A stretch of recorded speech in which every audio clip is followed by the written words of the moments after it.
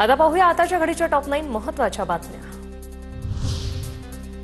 ठाण्याच्या घोडबंदर रस्त्याच्या दुरावस्थेबाबत मराठी अभिनेत्री रुपाली भोसलेकडून व्हिडिओ शेअर करत संताप व्यक्त। घोडबंदर रस्त्याची काय अवस्था आहे, किती वर्ष असा प्रवास करायचा, वाहतूक कोंडी आणि रस्त्याच्या दुरावस्थेवरून विचारणा। बीड जिल्ह्यातील एसटी बसेसची दयनीय अवस्था। अंबाजोगाई अहमदपूर एसटी बसमध्ये पावसापासून चालकाचं संरक्षण करण्यासाठी प्रवाशांनी चालकाच्या डोक्यावर धरली छत्री।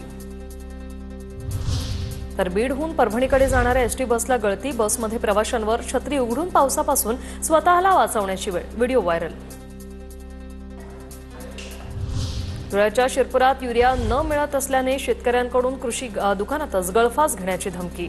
कृषी मंत्र्यांच्या दौऱ्यानंतरही युरिया मिळत नसल्याच्या शेतकऱ्यांच्या तक्रारी। कृषी सेवा केंद्रात कृषी अधिकाऱ्यांच्या उपस्थितीत शेतकऱ्यांनी गळ्यात दोर टाकत आत्महत्येची धमकी दिली। नव्या कार ऑन ट्रेन सेवेचा कोकणवासियांना फायदा नाहीच। मुंबईतील कार ट्रेनमध्ये चढणार, रायगडमध्ये आणि उतरणार आणि थेट गोव्यात। कोकणात जाणाऱ्यांसाठी ही सेवा फायदेशीर नसल्याचं स्पष्ट।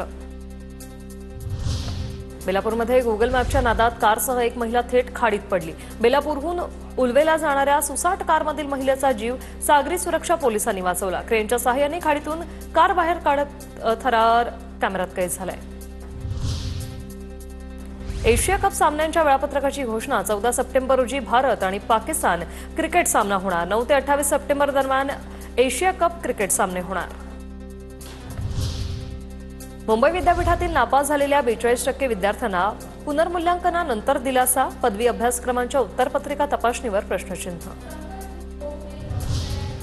म्हाडाचे 15 कोटी कागदपत्र एका क्लिकवर पाहता येणार। म्हाडाचे उपाध्यक्ष संजीव जयस्वाल यांची माहिती। कार्यालयात कागदपत्र बघण्याची प्रक्रिया सुलभ होण्यासाठी प्रशासनाचा निर्णय।